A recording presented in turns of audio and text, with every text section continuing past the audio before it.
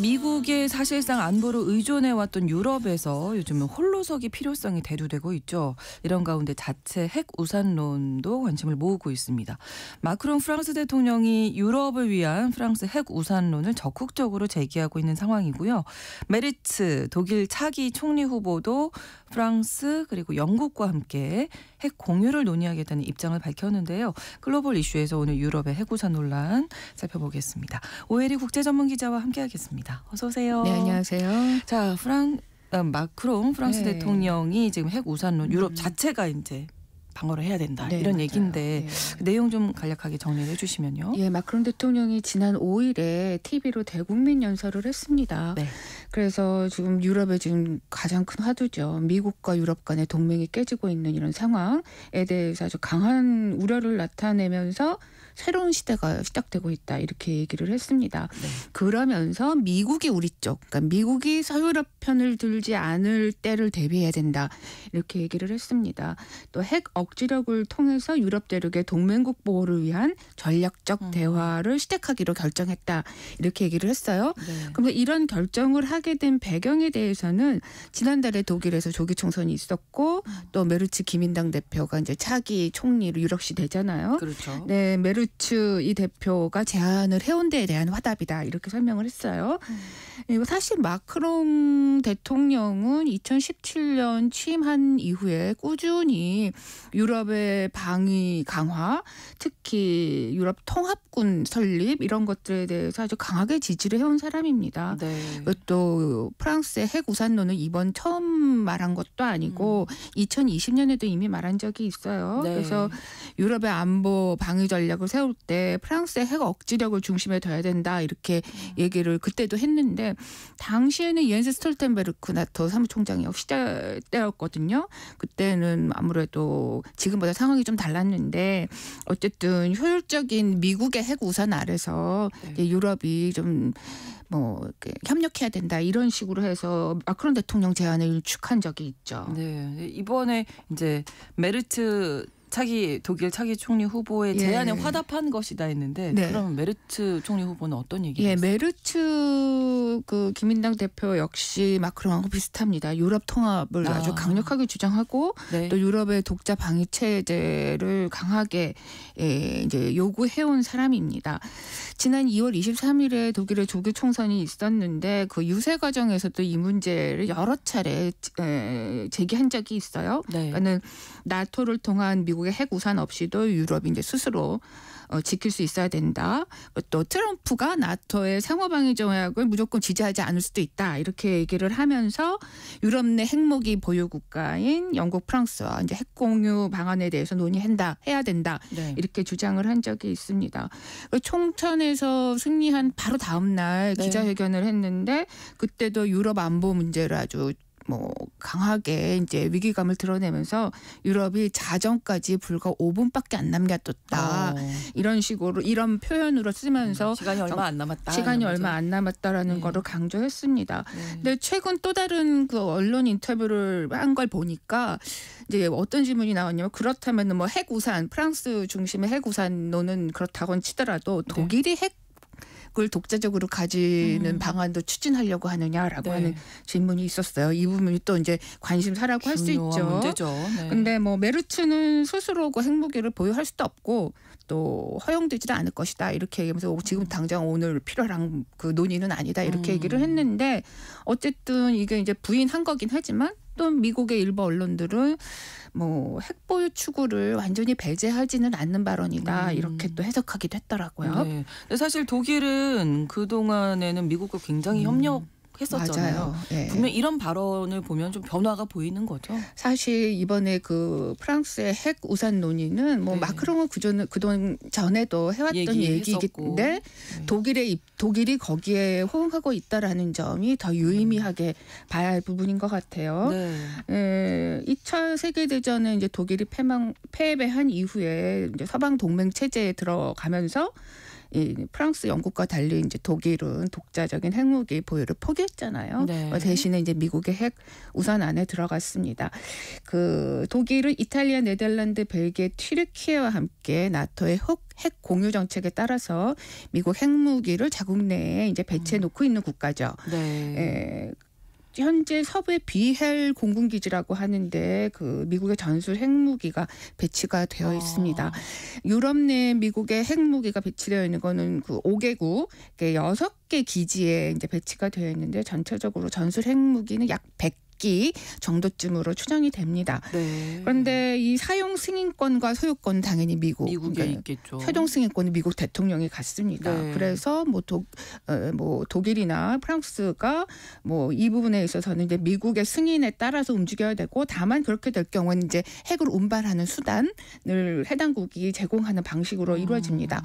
네, 말씀을 드렸지만 2차 세계대전 패배 이후에 독일 총리들은, 역대 총리들은 네. 이렇게 핵 억지력, 자국의 핵 억지력이라든지 또는 프랑스나 영국의 핵 우산을 확대하는 부분에 대해서 네. 그렇게 긍정적으로 발언한 적도 없고 요청하고 뭐 이런 적도 없습니다. 그러니까 뭐 정말 수십 년 만에 처음 나온 얘기라고 할 수가 있는데, 네. 사실 니콜라 사르코지 전 프랑스 대통령도 2007년에 독일 정부에게 이제 이 부분에 대해서 이제 논의를 하자 이렇게 제안을 한 적이 있었는데, 그때는 앙겔라 메르크 총리 정부 시절이잖아요. 메르켈 당시 총리는 미국과의 관계를 좀 더 중요하게 의식을 해서 당시 사르코지 대통령의 제안은 거절한 바 있습니다. 그렇군요.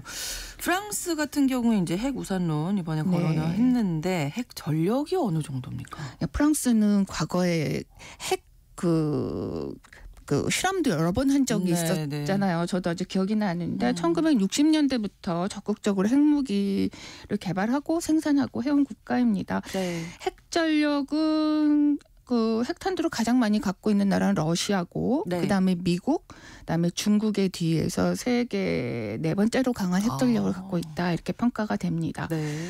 유럽연합에서 영국이 탈퇴를 했잖아요. 예. 그래서 지금으로서는 유럽연합 내에서 핵무기를 가지고 있는 유일한 국가입니다. 프랑스가 지금 핵무기를 실전 배치해 놓고 있는 거는 약 300기 정도쯤으로 추정이 되는데, 네. 핵 운용에서 가장 중요한 역할을 담당하고 있는 건 전략 핵 잠수함이라 그래요. 그 중에서도 르트리옹판급 핵 잠수함이 이제 가장 유명합니다. 네. 그리고 참고로 같은 이제 유럽 국가인 영국의 핵무기 전력은 뭐 2023년 기준으로 가용할 수 있는 탄두가 약 120기 정도로 알려져 있습니다. 근데 영국은 이미 이제 나토 체계 하에서, 물론 지금 비유럽연합 국가이지만 아직도 나토 회원국이기 때문에 동맹국들에게 핵 우산을 제공을 하고 있습니다. 미국과 함께. 근데 이 미사일 프로그램 같은 경우에는 뭐 당연히 미국과 깊이 연계되어 있기 때문에 독자적으로 운영할 수가 없는데, 반면 프랑스는 나토 회원국이고 유럽연합 회원국이지만 영국과 달리 자체적으로 핵 방어 체계를 유지하고 있어요. 그러니까는 미국이 빠지더라도 프랑스는 자체적으로 운영하고 할 수가 있고, 그 폭을 뭐 다른 유럽 국가들로까지 확대하는 게 필요하다, 이렇게 주장을 하고 있는 거죠. 현실화 가능성은 어느 정도로 보세요? 유럽 다른 나라들, 뭐 나토의 반응은 또 어떤지도 궁금하고요. 일단 이 마크롱 대통령 발언 나온 이후에 프랑스 정부 측에서는 이제 독일의 핵무기를 탑재한 프랑스 전투기 몇 개를 이제 배치하는 게 가능하다, 바로 가능할 수 있다, 이렇게 얘기를 했더라고요. 네. 그리고 또 프랑스가 이렇게 하게 되면은 영국도 사실 비슷한 조치를 또 취할 수 있을 것이다, 이런 관측도 있는 것 같아요. 네. 최근에 이제 키어 스타머 영국 총리와 마크롱 이제 대통령이 많은 이 부분에 대해서 논의를 하고 있을 것으로 이제 추정이 됩니다. 그리고 지난 6일에 그 벨기에 브뤼셀에서 EU 특별 정상회의가 열렸거든요. 그래서 여기에서도 논의가 나왔는데, 유럽연합 회원국 전체적으로는 뭐 당연히 의견이 갈리고 있는 것 같아요. 필요하다. 러시아에 대한 핵 억지력이 필요하다, 이렇게 주장하는 쪽도 있고, 또 아직은 미국과의 협력, 미국의 관여를 포기해서는 안 된다. 그러니까 미국과 더 긴밀하게 협상해야 된다, 이런 의견을 낸 국가들, 또 정상들도 많았다고 합니다.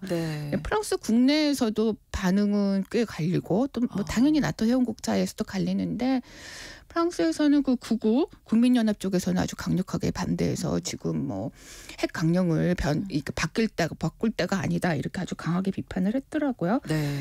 근데 말씀하신 대로 이제 미국의 핵 우산이 사라지면 네. 과연 프랑스와 가능할까? 영국과의 그 핵 전력으로 그게 공백을 메꿀 수 있는가가 네. 지금 최대 관심사잖아요. 네.